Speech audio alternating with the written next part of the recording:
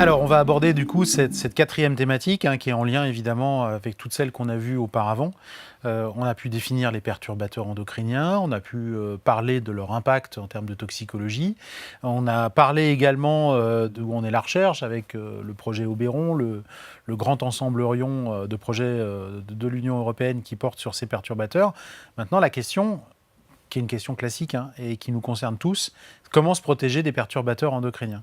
Donc au final, la question porte principalement sur la consommation. Alors peut-être pas seulement de l'alimentation, même si on pense tout de suite à l'alimentation.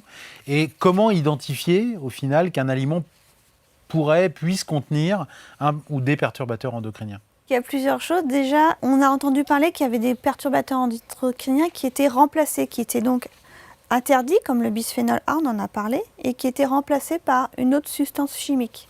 Donc là, en l'occurrence, ça va être par le bisphénol S ou F, par exemple.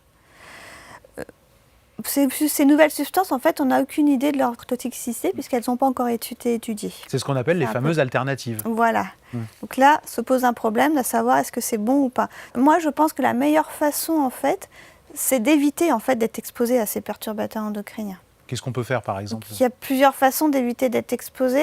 C'est déjà quand on achète un produit, c'est regarder un petit peu la composition de ce produit. Bon, là, je vous l'avoue qu'il faut peut-être être un peu expert en chimie pour comprendre un petit peu ce qu'il y a. Mais à l'heure actuelle, voilà, on est dans une ère où on a tous un téléphone portable et il existe des applications qui sont très bien faites, aussi bien pour l'alimentation que pour les cosmétiques, où on scanne juste le code barre du produit et ils nous disent un peu la composition et si c'est des perturbateurs qui sont avérés, suspectés, etc. Donc ça aide énormément. Moins il y en a en général voilà. dans le produit, plus on a de chances de les éviter aussi. Lorsque l'étiquette est finalement tout un discours qui est extrêmement long, il y a des chances que tout à la fin on trouve des E, X, etc., qui puissent être potentiellement des perturbateurs endocriniens. Donc plus le produit va être unique, plus on a des chances d'être effectivement relativement protégé de leur présence. Alors après, il y a aussi des réflexes à avoir finalement. Bon, ça, c'est une chose de regarder ce qu'on achète, mais il y a aussi consommer, par exemple, local, consommer le naturel, et aussi consommer des produits qui sont peu transformés. Et de saison. Et de saison, effectivement. Parce que si c'est des produits locaux, par exemple, vous allez éviter en fait tout ce qui est transport. Parce qu'il faut savoir qu'un produit qui va être transporté va être bourré de produits chimiques pour la conservation, pour le transport, etc.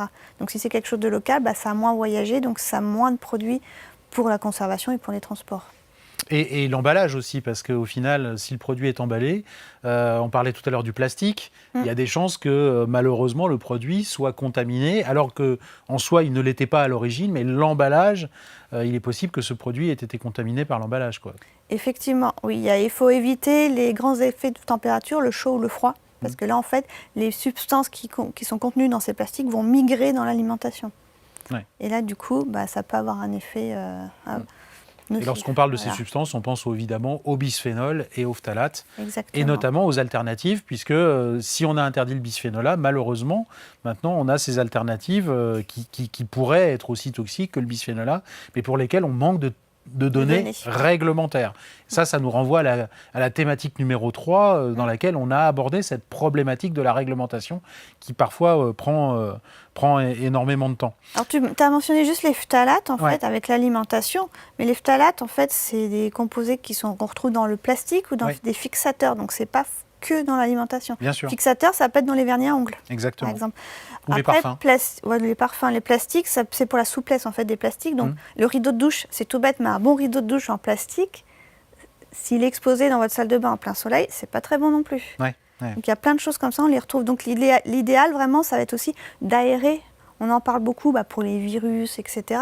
Mais même pour tout ce qui va être perturbateur ou autre substance chimique, en fait, c'est d'aérer au moins 20 minutes par jour votre intérieur. Voilà. Ça peut être 10 minutes le matin, 10 minutes le soir, ça peut être 20 minutes le matin, mais au moins 20 minutes par jour, c'est quelque chose qui est important pour l'exposome, le virus, mais aussi l'exposome chimique, effectivement.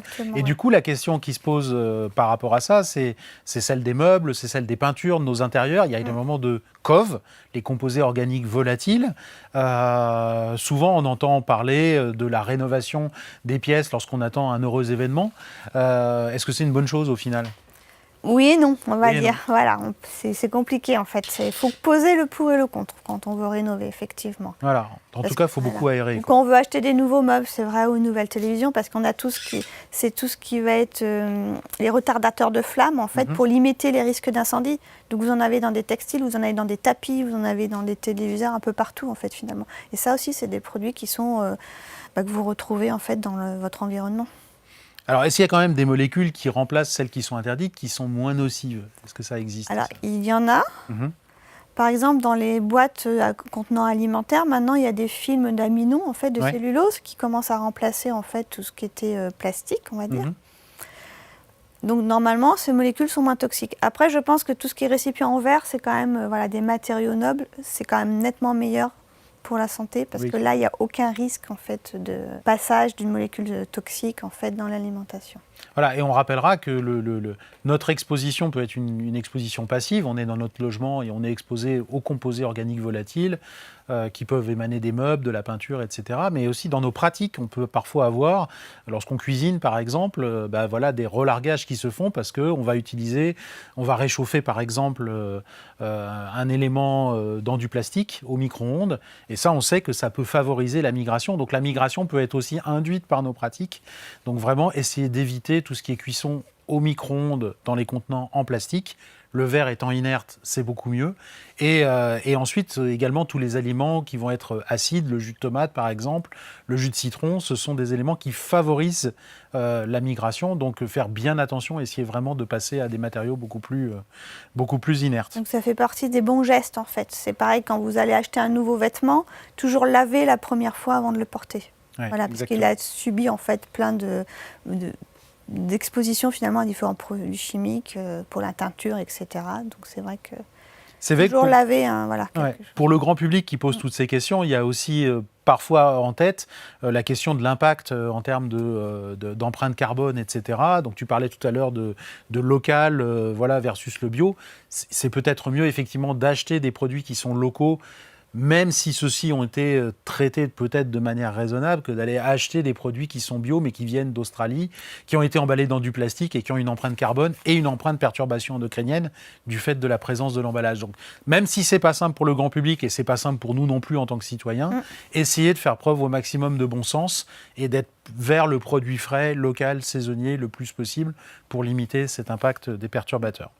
Je crois qu'on a bien couvert cette thématique donc de la protection, même si on n'a pas toutes les réponses. Et c'est pour ça qu'on est aussi là, on essaie de faire de la recherche.